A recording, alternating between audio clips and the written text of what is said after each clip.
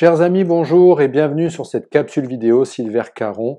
Et comme promis, comme on le dit souvent, chose promise, chose due, je m'étais engagé lors de mon dernier webinaire en fait à répondre aux nombreuses questions qui ont été posées lors des webinaires précédents. Savoir que nous avons eu 3 webinaires ensemble. Le premier webinaire le mois de juin sur les clés des grands sportifs pour être au top dans sa tête, dans son corps et dans sa vie. Deuxième webinaire au mois de juillet, le 29 juillet, qui va être donc le webinaire dont nous avons parlé aujourd'hui avec les questions, les nombreuses questions qu'il y a eu, qui était un webinaire sur la respiration.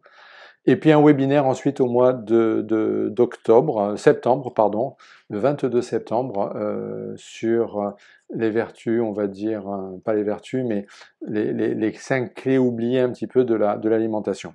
Donc, et surtout l'impact sur nos schémas émotionnels et nos schémas et tout ce qui touche à notre santé. Alors aujourd'hui, bien sûr, questions-réponses. Concernant ce webinaire sur les vertus de la respiration. Nous étions très nombreux sur ce webinaire, plusieurs milliers de personnes, 8500 personnes je crois de mémoire. C'était donc un très gros webinaire.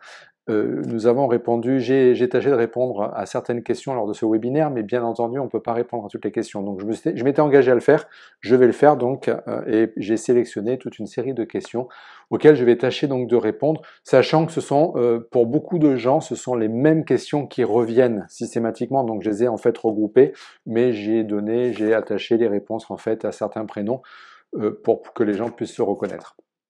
Donc, bien sûr, comme je l'ai dit sur ma précédente vidéo questions-réponses, je ne peux pas répondre à certaines questions qui sont des questions, on va dire, plus d'ordre diagnostique, qui ont des rapports avec la santé, avec votre santé. Et vous comprenez bien que sur ce type de vidéo, bien sûr, on ne peut pas faire de vidéo diagnostique. Je ne connais pas vos dossiers, je ne sais pas qui vous êtes, je ne connais pas vos antécédents. Et je ne peux que vous conseiller concernant ces questions-là de vous rapprocher de vos médecins traitants, de votre ostéopathe ou de votre kinésithérapeute favori. Enfin bref, d'aller voir votre thérapeute, la personne qui vous accompagne. Je vais tâcher donc de répondre à des questions qui sont des questions plus, on va dire, généralistes sur la respiration. Donc j'ai sélectionné quelques questions dont nous allons parler tout de suite. Première question, elle vient de la part de Bénédicte. Bénédicte demande « Bonjour, est-ce que la respiration en hypopressive est nocive ?» Alors, non, la respiration non seulement en hypopressive n'est pas nocive, mais la respiration en hypopressive, je dirais même plus, c'est bénéfique. En fait, je vous explique. La respiration, vous vous rappelez, c'est le diaphragme qui descend, qui pousse tous les viscères vers le bas, le ventre se gonfle. Et sur l'expiration, le ventre rentre. C'est le principe de la respiration hypopressive, c'est-à-dire qu'en fait, l'expiration avec la remontée du diaphragme se fait avec une espèce de vacuum, on va dire, qui vient pousser tous les viscères. Et ça va au contraire mobiliser tous les viscères dans leur amplitude maximale. Vous vous rappelez, quand je vous en ai parlé lors de ce webinaire, je vous avais expliqué que tous les viscères ne descendent pas d'un bloc. En fait, chaque viscère a des mouvements qui lui sont propres, et le foie ne va pas bouger de la même façon que l'estomac, ne va pas bouger de la même façon que l'intestin, que la rate, que le pancréas, que les ovaires, que l'utérus, etc., etc. Donc chaque mouvement a une mobilité qui lui est propre, et cette mobilité, en fait, va influer sur la vascularisation et sur l'innervation de l'organe. Et à partir de là, on connaît cette loi médicale qui dit que c'est la loi donc de l'artère, un organe qui est bien vascularisé est en nettement meilleure santé qu'un organe qui est mal vascularisé. On sait que la fonction des organes est tributaire de la vascularisation et de l'innervation. Et dès qu'on va être sur une respiration hypopressive, dans une amplitude totale viscérale, on va aller stimuler et booster en fait toute cette mobilité viscérale qui va venir entretenir, favoriser et même stimuler, performer, on va dire, toutes nos fonctions viscérales organiques, quelles qu'elles soient, métaboliques, hormonales, etc., etc., nos défenses immunitaires, enfin bref, tout est absolument boosté, stimulé, dynamisé au travers de cette respiration qui va être une respiration dans une amplitude totale. Donc la respiration hypopressive, au contraire, est une respiration qui est très bénéfique. Donc merci Bénédicte pour cette question. Isabelle, bonjour, est-ce que la respiration peut avoir une incidence sur l'équilibre acido-basique ? Et oui, c'est quelque chose dont je n'ai pas parlé, mais en effet, la respiration a un impact majeur sur l'équilibre acido-basique. Pourquoi? Parce que chaque fois que nous expirons, nous éliminons, certains déchets acides légers qui sont tous les déchets liés à notre métabolisme, on va dire. Et donc, sur l'expiration, en expulsant le CO2, nous expulsons de la même façon une grande partie de ces déchets, à peu près 75%, 75% de ces déchets qui vont partir lors de l'expiration. Si j'ai une respiration qui est une respiration paradoxale, c'est-à-dire des amplitudes qui vont être restreintes, avec un déficit d'expire, parce que forcément, on ne dit pas l'inspiration c'est la vie, on dit le souffle c'est la vie. Et vous remarquerez que beaucoup de gens n'ont pas trop de problèmes pour inspirer. Par contre, les gens ont beaucoup de mal à tenir longtemps l'expiration, parce que l'expiration l'inspiration est un mouvement, on va dire, réflexe. L'expiration est un mouvement actif, viscéral, transverse. Même si le diaphragme se relâche, c'est un mouvement actif, c'est volontaire. C'est vraiment, il faut pousser. Et beaucoup de gens ont du mal sur l'expiration, et dès qu'on est dans une respiration paradoxale, on est sur des déficits d'expire. Et dès qu'on va être sur des déficits d'expire, forcément on est sur des déficits on va dire d'évacuation CO2, donc un déficit au niveau de l'élimination de nos déchets acides, notamment ces acides légers qui sont, eux, forcément en grande partie éliminés par notre respiration. Donc la respiration, oui, a un impact majeur sur notre équilibre acido-basique. Carole, peut-il y avoir une incidence sur l'estomac également avec une respiration paradoxale? Eh oui, l'estomac se trouve être juste en dessous de notre diaphragme. Une respiration paradoxale, c'est quoi? C'est des gens qui sont sur des tensions diaphragmatiques très importantes, avec un gainage viscéral qui fait que mon diaphragme a du mal à descendre, il est complètement tendu et c'est la cage thoracique qui va monter. Le premier organe qui est touché, c'est bien sûr notre estomac. Notre estomac, il est juste sous le diaphragme, mais chaque fois qu'on inspire qui descend, notre estomac va faire bascule, comme ça, hein, il est comme une chaussette, comme ça, et il va donc basculer sur lui-même, il va rouler sur lui-même, et il va glisser vers l'avant, poussé par le diaphragme qui descend. Et dès que le diaphragme va remonter, il va revenir vers l'arrière, déroter et débasculer. Et il passe son temps à faire ça. Et c'est ce mouvement-là qui va dynamiser, vasculariser l'innervation, etc., de notre estomac. Forcément, dès qu'on est sur une respiration de type paradoxal, ça va venir perturber cette mobilité, on va dire, gastrique. En plus, il ne faut pas oublier que dès qu'on est sur une respiration paradoxale, on est sur une tension diaphragmatique. On est plus souvent en inspire qu'en expire. Je vous ai dit, les gens ont du mal à expirer. L'expiration remonte et détend le diaphragme. Mais les gens ont plus souvent un diaphragme tendu. À droite, à gauche, ou les deux coupoles peuvent être tendus. Et dès qu'on a un diaphragme qui est tendu, l'estomac, qui est juste en dessous, va se retrouver tiré parce que lui, le tractus au niveau de l'œsophage, il n'est pas extensible. Et donc l'estomac va se retrouver tiré vers le haut, va avoir tendance à vouloir s'invaginer, on va dire, au niveau du passage du diaphragme. Et c'est la raison pour laquelle il y a autant de gens, et regardez autour de vous, je perds mes feuilles, autant de gens qui dorment systématiquement avec les bras en l'air. Et oui, parce que dès qu'on dort avec les bras en l'air, qu'est-ce qu'on fait? On fait remonter sa cage thoracique et donc on libère la tension diaphragmatique sur l'estomac. Donc en effet, la respiration paradoxale a un impact majeur, une incidence majeure sur notre estomac, que ce soit sur son innervation, sa vascularisation ou sur tout simplement les tensions qui sont mises dessus, qui vont venir après derrière impacter toute la physiologie au niveau de l'estomac. Sophie demande quelle respiration conseillez-vous pour l'endormissement? Merci. Donc merci Sophie, parce que c'est une question qui revient très fréquemment, qui est revenue très fréquemment au travers de ce webinaire par différentes personnes et qui revient systématiquement en formation. Je vous ai expliqué que la respiration, nous devions la reprogrammer. Et pour reprogrammer cette respiration physiologique, nous devions le faire de façon quotidienne, plusieurs fois par jour, et jamais au même moment.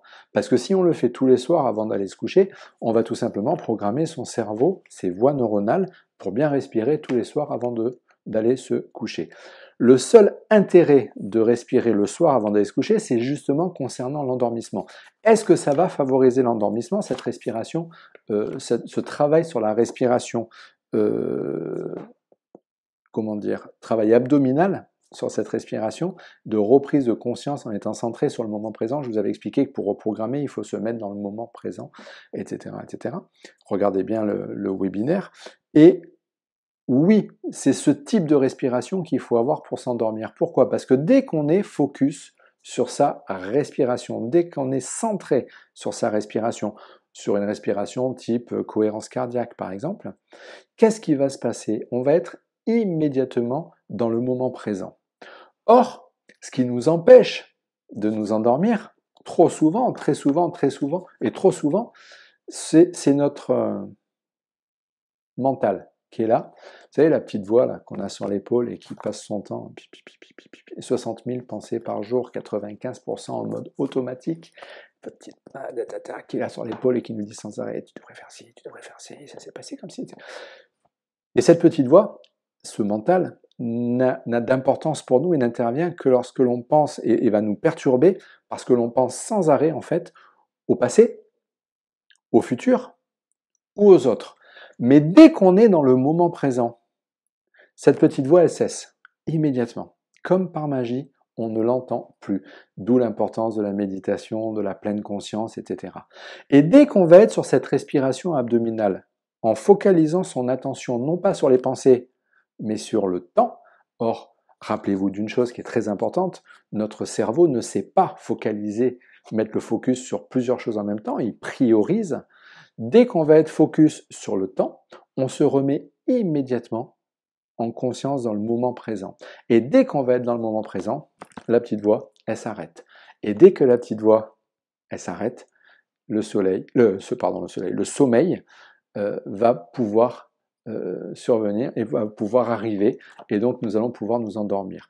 Après, les troubles du sommeil, c'est pas pour moi le problème d'endormissement, le trouble du sommeil, hein, c'est les problèmes de mal récupération, de réveil nocturne, etc., de sommeil agité, de sommeil avec du stress dans les sommeils, etc., donc ils vont générer du clenching, du bruxisme, des apnées, etc. Tous ces troubles du sommeil sont liés à d'autres facteurs, on va dire, et qui sont que le mental, parce que le mental n'est pas présent quand on dort, hein, c'est juste le subconscient qui est là, qui intervient et qui va générer ce stress inconscient. Mais c'est aussi lié à des mécanismes alimentaires. Je vous invite à aller voir la vidéo, le webinaire sur le 5e pilier notamment de l'alimentation avec les associations, les aliments associés qui vont venir perturber ce sommeil. Mais pour l'endormissement, oui, cette respiration va nous permettre de pouvoir mieux nous endormir. Pourquoi? Parce que nous nous remettons dans le moment présent. Mais c'est cette reprogrammation, comme ça peut être tout simplement de la cohérence cardiaque ou de la respiration en conscience.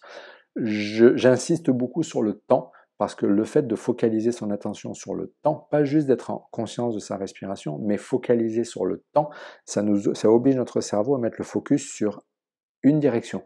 Et dès qu'il est focus sur le temps, il ne peut plus penser à autre chose. Et on est dans le moment présent, immédiatement.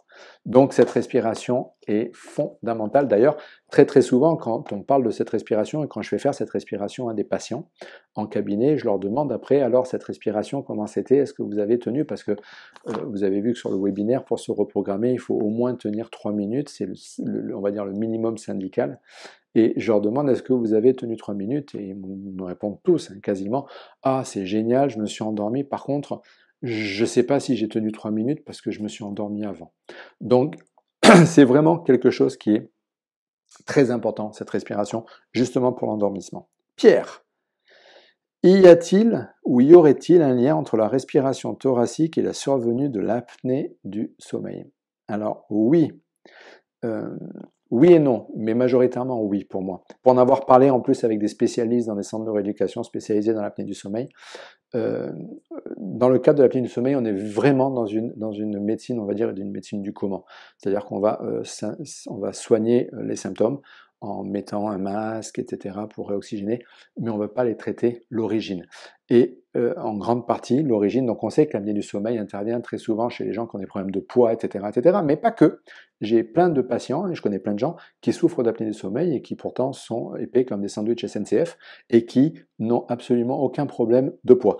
Et il faut bien comprendre que la respiration et les mécanismes, quand on est dans une respiration type paradoxale, ce qui représente encore une fois 95%, 95% de la population occidentale, dès qu'on est dans cette respiration paradoxale, on a créé des voies neuronales. Donc on va reproduire systématiquement cette respiration. Et en fonction des différentes phases de sommeil dans lesquelles on va être, eh ben, on va reproduire, même de façon inconsciente dans notre sommeil, ces phases. Il faut savoir que, à part dans certaines phases de sommeil, on a un sommeil qui est vraiment récupérateur, profond et avec une respiration qui est libre, complètement libre, beaucoup de phases, enfin certaines phases de notre sommeil vont être perturbées par ce qu'on appelle ce stress inconscient, qui de la même façon va générer du bruxisme, les gens qui grincent les dents, va générer du clenching, serrement de dents, va générer des sursauts, vont générer des grandes inspirations brutales pendant le sommeil. Tout ça, c'est lié à ce stress inconscient. Et dès qu'on est dans ces phases de sommeil où ce stress inconscient apparaît et peut ressurgir dans notre sommeil, et bien notre cerveau, il fait quoi? Il remet tout simplement, il se remet en mode automatique et il se remet à respirer et à refaire de la même façon qu'il fait dans la journée. C'est la raison pour laquelle, comme on est en hypoxie relative, c'est-à-dire en perte d'oxygène relative, parce qu'on a une limitation d'amplitude respiratoire, de temps en temps, on a besoin d'oxygène et vous verrez les gens, pendant leur sommeil, aller chercher une grande bouffée d'oxygène, tout simplement pour faire re-rentrer de l'oxygène dans le corps, parce que justement, on est ça, ce signe, cette inspiration nocturne, et comme on dit en termes médicaux, est symptomatologique d'une carence, on va dire, d'une hypoxie, d'une carence en oxygène, donc pour moi, d'une modification du process respiratoire. Donc on a vraiment, comment dire, intérêt à y faire attention, et pour moi, quand on souffre d'une apnée du sommeil, la première chose qu'on devrait faire, c'est se reprogrammer ces voies neuronales pour respirer de façon absolument tout à fait physiologique. Denise, mais l'air, il rentre dans les alvéoles des poumons, pas dans l'abdomen? Point d'interrogation. C'est vrai que je pars en tant que thérapeute du principe que tout le monde connaît l'anatomie et c'est pas forcément le cas. Je répète, Denise, ce que j'ai dit en formation, en séminaire, pardon, enfin dans le webinaire. Quand j'inspire, mon diaphragme descend. Le diaphragme en descendant permet donc de faire rentrer l'air, en effet, dans les alvéoles pulmonaires.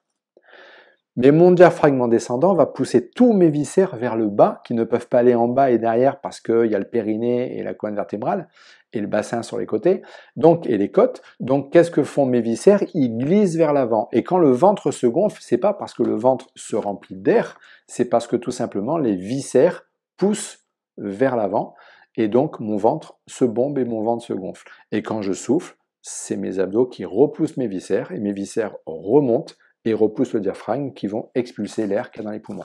C'est le mécanisme, on va dire, respiratoire, avec les côtes, bien sûr, qui bougent un petit peu en bas. L'air, il reste dans les poumons, je vous rassure, hein, Denise, il ne descend absolument pas du tout dans l'abdomen. Ou alors, on aurait des petits soucis à se faire.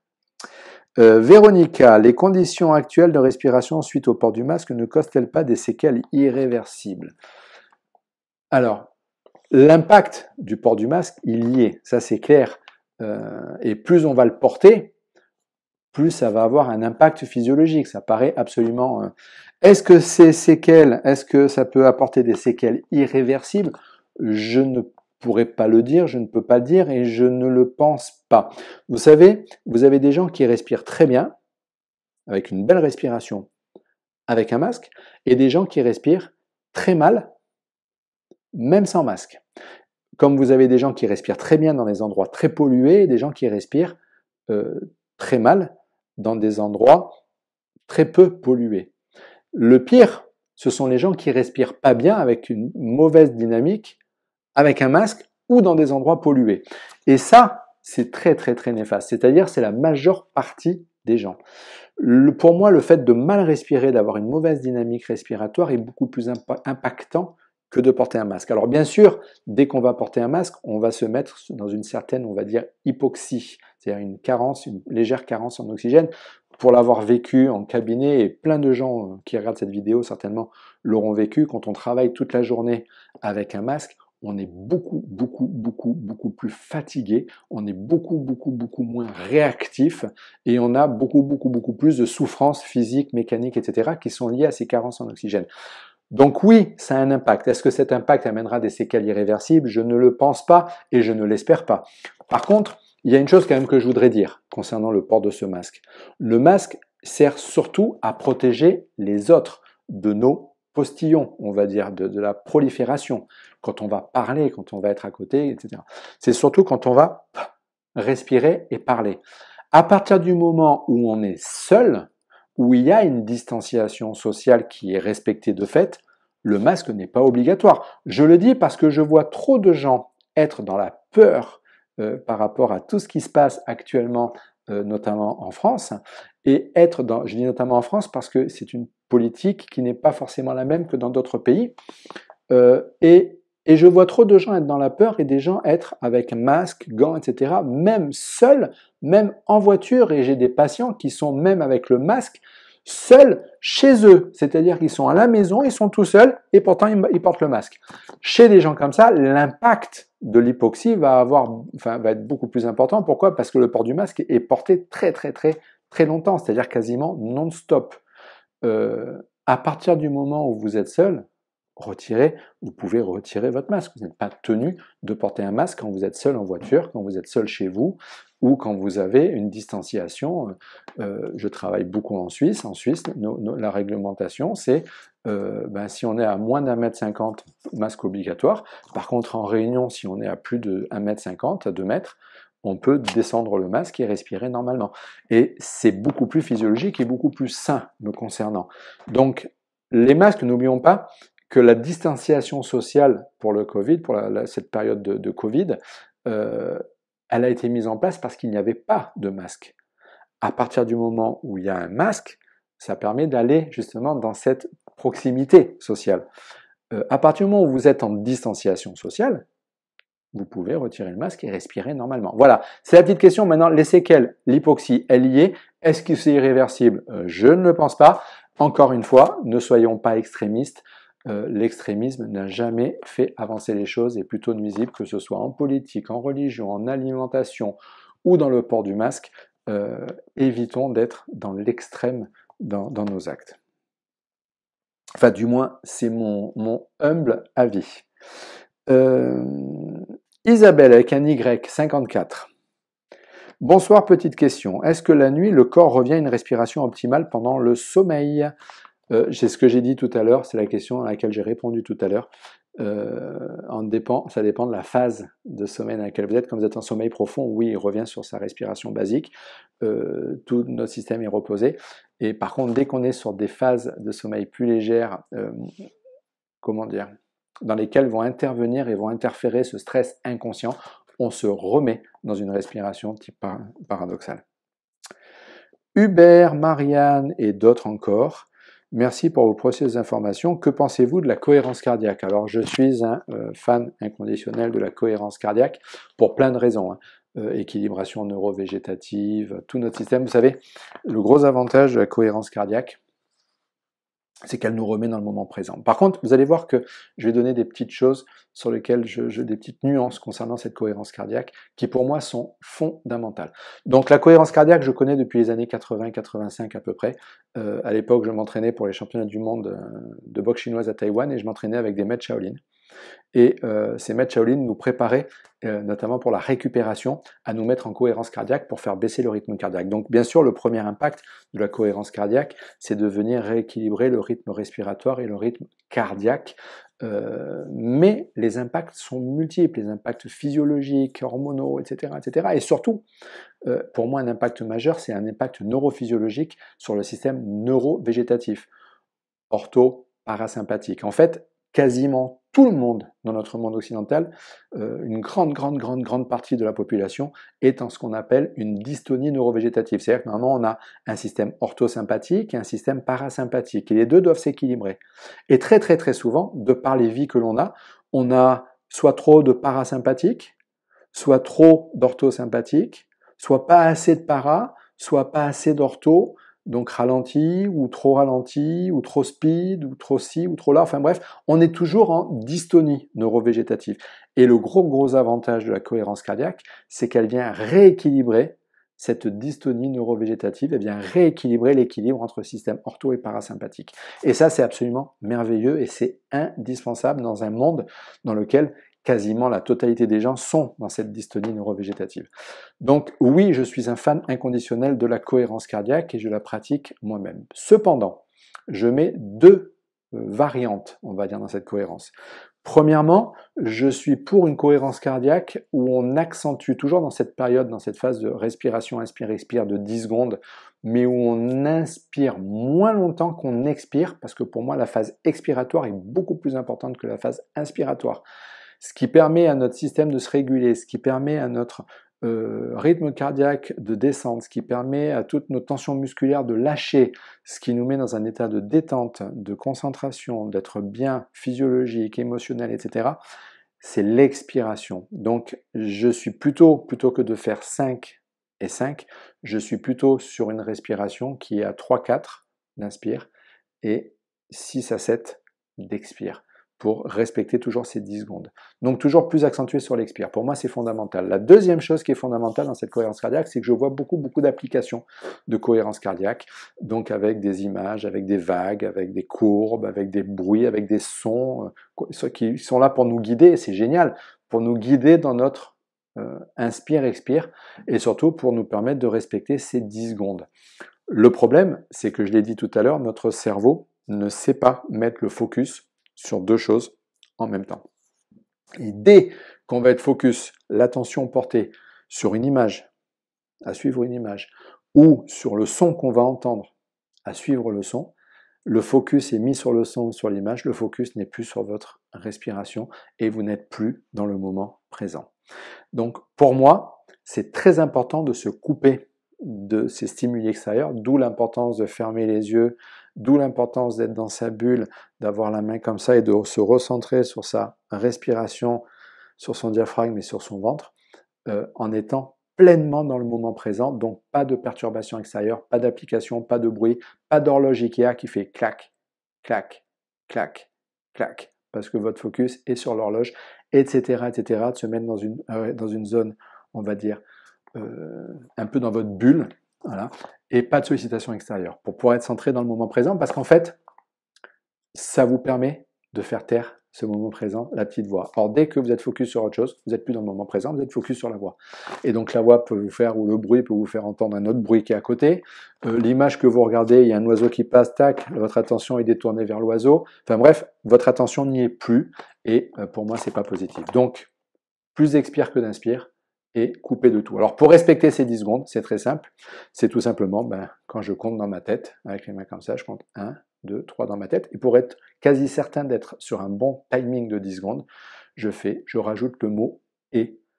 1, et 2, et 3, et 4, et 5, et 6, et 7, et 8, et 9, et 10, et je reviens, et 2, et 3. Je mets le mot « et ». Voilà, ça me permet d'être centré, mais de rester centré sur ma respiration. Est-ce que, même question posée par Serge, est-ce que cette respiration est compatible avec la cohérence cardiaque que je fais matin et soir dans la formation d'Olivier Madelrieux? Oui, j'ai fait exprès toutes ces formations Bibouda, et je parle beaucoup de cette respiration dans la formation que j'ai mis en place pour Bibouda. Olivier met en place aussi des formations sur Bibouda, j'ai ma formation, bientôt mes formations sur Bibouda. Le but, c'est pas de dire des choses qui sont antagonistes, c'est d'être dans une synergie, vous savez. Ensemble, on va plus loin. Et quand on travaille dans la même direction, et on travaille tous sur Bibouda dans la même direction, ben ça, on va beaucoup plus loin et on permet aux gens qui regardent d'aller beaucoup plus loin. Bien sûr, c'est tout à fait complémentaire. Vous pouvez travailler votre cohérence cardiaque d'une certaine façon avec Olivier Madelrieux et reprogrammer sous cohérence cardiaque, faire ce travail de reprogrammation sous cohérence cardiaque au moins une fois dans la journée. C'est absolument pas du tout antinomique et au contraire, c'est très très très complémentaire. Lynn, quand je fais du sport, est-ce que quand on fait du sport, on peut appliquer cette méthode? Elle est faite pour ça, justement, pour pouvoir performer dans le sport. Parce que dès que vous faites du sport et que vous n'êtes pas sur une respiration physiologique, vous allez limiter votre performance, vous limitez votre carence, enfin vous carencez en oxygène, vous avez une action délétère, diaphragmatique, mécanique. Vous verrez sur le webinaire, vous avez dû le voir sur le webinaire, au niveau des corticosurrénales, donc au niveau de nos taux de cortisol, etc., etc. Donc, dès qu'on va être sur une amplitude et une respiration physiologique, on va venir performer au niveau du sport. D'ailleurs, tous les sportifs qu'on prend en charge, on travaille quasiment avec tous les sportifs sur la respiration et notamment sur l'expiration, le souffle. C'est lui qui donne tout et qui permet, pour pouvoir faire entrer de l'oxygène qui va permettre à nos muscles de performer, il faut déjà que l'oxygène soit sorti. Si l'oxygène ne sort pas par une mauvaise expiration, et je l'ai dit tout à l'heure, la plupart des gens ont du mal à expirer, s'il y a déjà de l'air résiduel dans mes poumons, on va avoir beaucoup de mal à faire rentrer une nouvelle quantité d'oxygène. Donc si je veux performer en ayant plus d'oxygène, tout simplement, je travaille sur cette respiration. Donc est-ce que cette respiration quand on fait du sport, est-ce qu'on peut appliquer cette méthode respiratoire? Au contraire, il faut modifier vos process respiratoires. Jacqueline, est-ce que la névralgie du trijumeau peut être influencée par la qualité de la respiration? Alors, absolument très bonne question, Jacqueline. Oui. Dans la capsule précédente du webinaire du mois de juin, je parle justement de ce nerf trijumeau, qui est un nerf crânien, un des 12 nerfs crâniens, le 5e nerf crânien, qui se divise en 3 branches.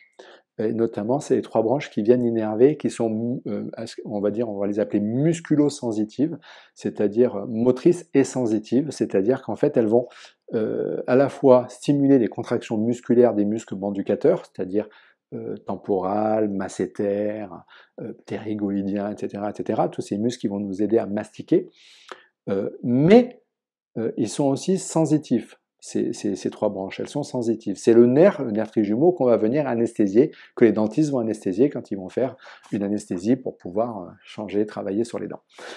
Est-ce que cette respiration, alors névralgie du trijumeau, c'est quoi? C'est tout simplement le trijumeau, c'est lié en fait très très souvent à la respiration, mais aussi très très souvent lié à un phénomène de serrement de dents, de contact. Il faut savoir, très peu de gens le savent, que normalement nos molaires ne sont en contact que 10% de notre temps de vie, quand on déglutit et quand on mange. 90% de notre temps de vie, nos molaires, là vous regardez cette vidéo, vous avez la bouche comme ça, mais si vous observez, et si vous vous centrez sur vous, vous vous rendez compte que vos molaires ne se touchent pas. C'est la partie antérieure des dents qui vient se toucher.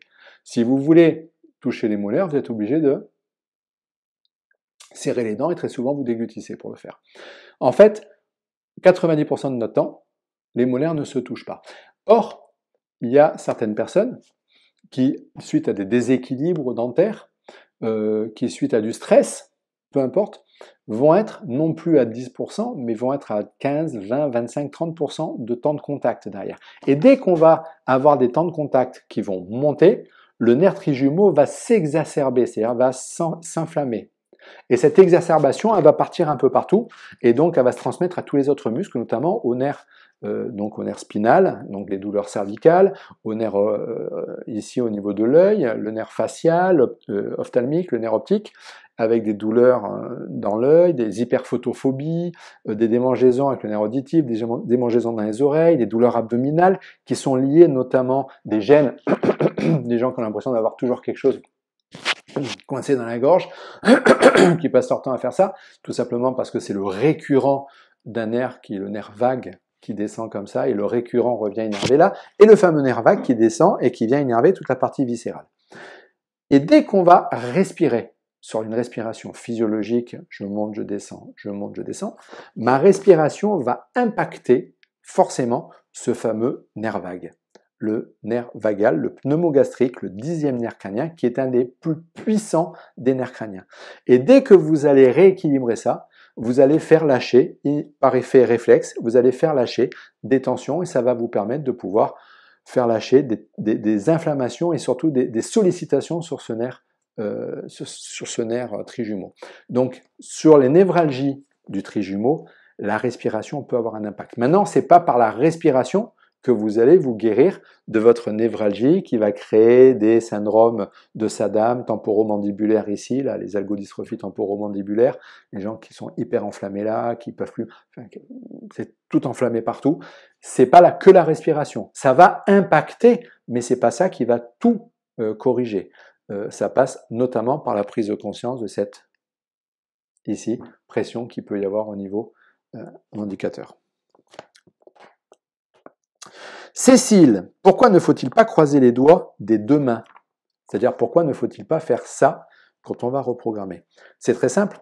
Quand on fait l'exercice fréquemment, on va créer une nouvelle voie neuronale pour respirer normalement, mais surtout pour se remettre dans cet état du moment présent, de bien-être, de détente, etc. Quand je fais poser les mains comme ça, qu'est-ce que je fais en fait? Je demande tout simplement aux gens de créer un contact. Le contact, en fait, c'est ce qu'on appelle un ancrage, c'est-à-dire que mon cerveau ensuite associe l'état neurophysiologique dans lequel je suis, de détente, de relâchement, de centrage, de moment présent, de zéro stress, à ce contact. Et dans notre vie de tous les jours, il est beaucoup plus compliqué de faire ça que de faire ça. Ça, je peux le faire n'importe où. Je peux le faire en discutant avec quelqu'un. Je peux le faire dans ma voiture. Je peux le faire au bureau. Je peux le faire en réunion. Je peux le faire n'importe où. Par contre, ça, c'est pas un geste normal, on va dire. C'est pas un geste qu'on fait habituellement. C'est un geste qui n'est pas physiologique, on va dire.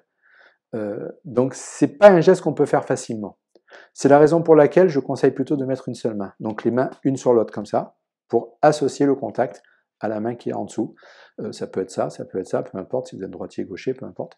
Mais toujours associé avec une main. Parce qu'après, dans ma vie de tous les jours, il suffit, si je passe mon temps à reprogrammer, à respirer avec les deux mains comme ça, mon cerveau associe son état neurophysiologique à ce contact, et il suffit ensuite, la voie neuronale est tracée, il suffit tout simplement que je remette ma main comme ça, pour que toute ma physiologie se remette dans le même état que quand je respirais. Tout simplement, le cerveau fait une relecture et se remet dans le même schéma. Donc, c'est la raison pour laquelle je conseille de faire ça et non pas de faire ça. Donc, merci Cécile pour cette question.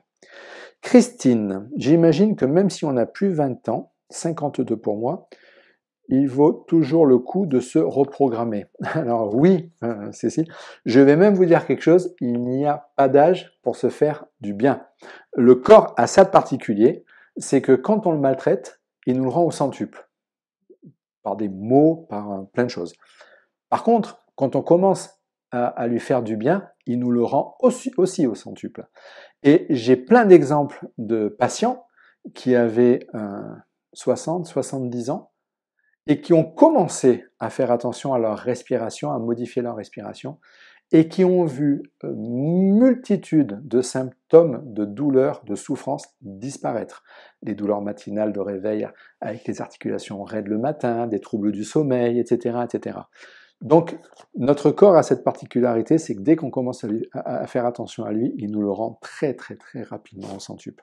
Donc, il n'y a absolument pas d'âge pour se faire du bien.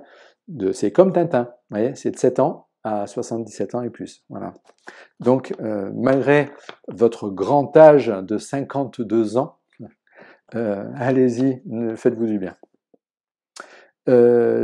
Jen, j'ai une question pour Sylvia. Quand je respire par le ventre, je trouve cela fatigant. C'est une question qui revient aussi très fréquemment. Les gens me disent deux choses. Soit ça fatigue, parce que ça demande un effort, soit j'ai la tête qui tourne. Dans les deux cas, c'est une preuve, c'est ce qu'on appelle une symptomatologie, c'est-à-dire c'est symptomatique, on pourrait dire, d'une carence en oxygène et d'une respiration qui est justement pas physiologique, qui est paradoxale. Si vous êtes fatigué de bien respirer, c'est que vous êtes obligé de faire des efforts pour bien respirer. Si vous êtes toujours obligé de faire des efforts, c'est qu'elle n'est pas encore ancrée. Continuez à le faire et vous allez voir qu'au bout de à peu près 40-41 jours, ça va devenir de moins en moins fatigant parce que ça va devenir une habitude. Une voie neuronale est tracée. La deuxième chose, hormis la fatigue, très souvent, ça va générer aussi une sensation de tête qui tourne, d'hyperoxygénation. C'est normal, c'est même symptomatique ou symptomatologique, je préfère le terme, d'une carence en oxygène. Ça veut dire que vous êtes vraiment dans une respiration paradoxale avec une carence en oxygène. Parce que ce que vous ressentez, cette tête qui tourne, etc., c'est juste l'oxygénation normale.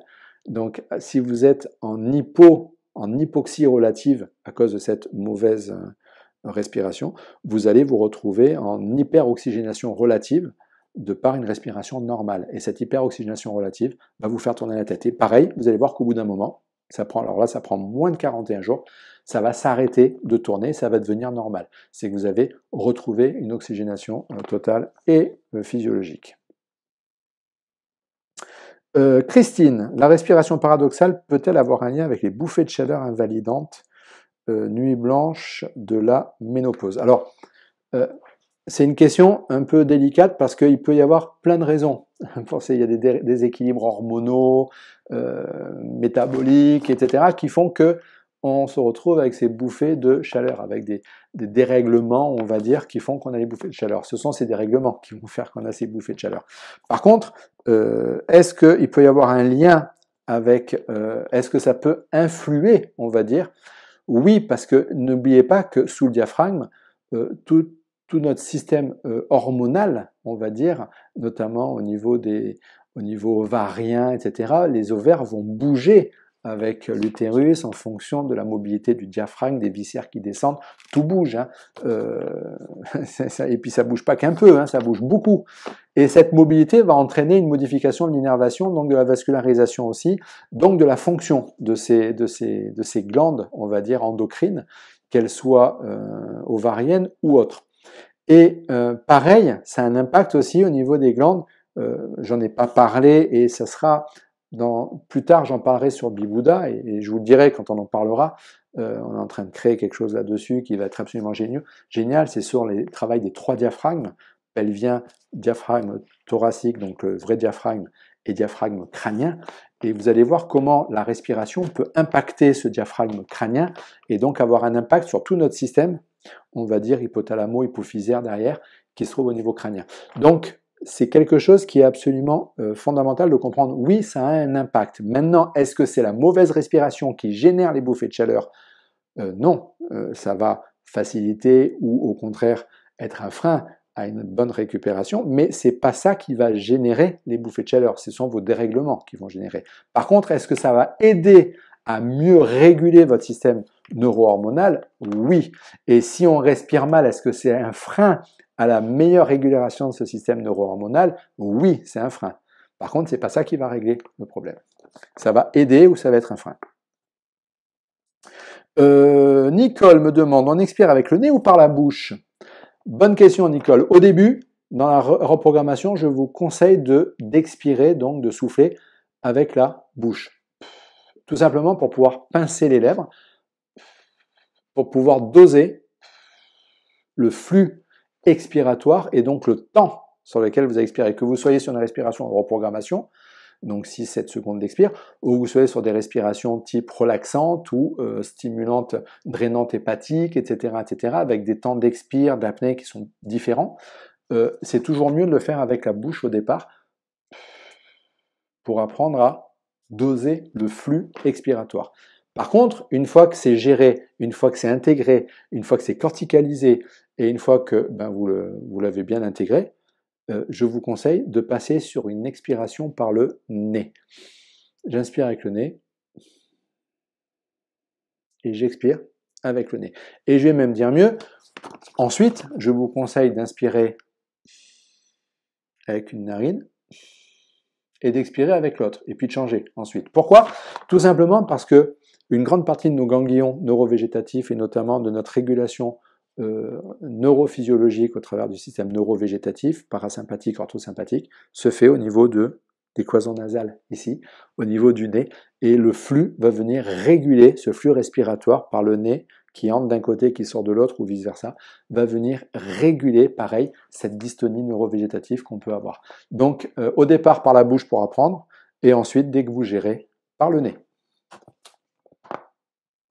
Valérie, comment peut-on savoir si le temps de respiration est suffisant si on ferme les yeux? Ben, c'est la question à laquelle j'ai répondu tout à l'heure. Tout simplement, quand vous comptez dans votre tête, vous faites 1 et 2 et 3 et 4 et 5. Vous mettez le « et » à chaque fois. Ça vous permet de doser et d'être dans un tempo qui fera que le temps sera suffisant.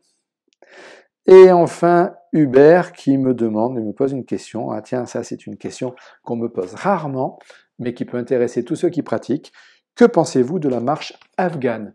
La marche afghane, pour ceux ou celles qui ne connaissent pas, c'est une marche qui est, on va dire, adaptée et régulée sur le flux inspire-expire. C'est-à-dire qu'en fait, quand on marche en cadence avec son rythme respiratoire qui va, comment dire, venir influer, qui va venir en fonction après du montée, descente, etc. Donc on adapte à chaque fois notre respiratoire. Ce que j'en pense, que du bien. Pourquoi? Tout simplement parce que trop de gens, je le dis tout le temps, vivent en mode automatique. Respirent sans être dans la conscience de la respiration, mangent sans être dans la conscience de ce qu'ils mangent, parlent sans être dans la conscience de ce qu'ils disent ou de ce qu'ils entendent, respirent sans être dans la conscience de la respiration. Enfin bref, on fait les choses en mode automatique. Et le gros avantage de la marche afghane, c'est qu'elle nous remet dans la pleine conscience de ce qu'on est en train de faire au moment où on le fait. C'est-à-dire quand on marche en étant centré avec sa respiration. Et ça, pour moi, c'est absolument énorme, c'est colossal, parce que vous êtes pleinement dans la pleine conscience de ce que vous faites quand vous êtes dans la marche afghane. Vous ne pouvez pas marcher en marche afghane et avoir l'esprit qui part dans tous les sens, avec des milliers de pensées, etc., etc. Vous êtes vraiment centré. Donc après, oui, il y en a qui marchent en marche afghane en faisant comme ça, c'est pas l'intérêt. L'intérêt, c'est de vraiment ressentir et d'être centré sur ce que vous faites et d'adapter votre respiration à votre pas ou votre pas à votre respiration. Donc, qu'est-ce que j'en pense? Que des bonnes choses. Voilà. Voilà, c'est bon pour les questions. J'espère que vous avez pris du plaisir à écouter cette vidéo, autant que j'en ai pris à la faire, à répondre à ces questions. La prochaine capsule sera bien sûr sur questions-réponses au webinaire sur l'alimentation. N'hésitez pas à retourner voir les webinaires, à les partager autour de vous, bien sûr, mais surtout à retourner les voir, parce qu'il y a des clés, des fois on passe à côté de certaines choses. Bien sûr, la formation avec Big Buddha, tout à fait complémentaire avec celle de Olivier Madel-Rieux, je l'ai dit tout à l'heure, avec même toutes les autres formations. Absolument extraordinaire cette formation, hein, c'est sport et conscience, c'est-à-dire les clés des grands sportifs pour être au top dans sa vie. Forcément, ces clés ne s'adressent pas qu'aux sportifs. Si ça marche pour les sportifs, ça marche pour monsieur et madame tout le monde, et ce sont des clés qui permettent de pouvoir performer le travail que vous allez faire de développement personnel, de conscience personnelle, à travers de clés qui sont très souvent méconnues ou mal connues, ou connues mais oubliées, et qui sont pourtant tellement fondamentales. Et le but, c'est que vous preniez conscience de comment vous fonctionnez, que vous êtes des êtres extraordinaires, et que forcément, votre seul frein, votre seul problème, c'est que vous n'avez pas forcément conscience, ou du moins vous n'avez pas forcément toutes les clés pour pouvoir laisser votre être ce qui doit être. Donc, n'hésitez pas à aller voir cette formation, à vous renseigner sur cette formation. Quant à moi, moi je vous dis à la prochaine capsule questions-réponses pour du prochain webinaire, c'est-à-dire sur les piliers de l'alimentation, et notamment leur impact sur nos émotions et notre santé, bien sûr, mais surtout sur nos émotions. À tout bientôt, prenez soin de vous, vous êtes précieux, précieuses, et ciao, ciao, passez une belle fin de journée.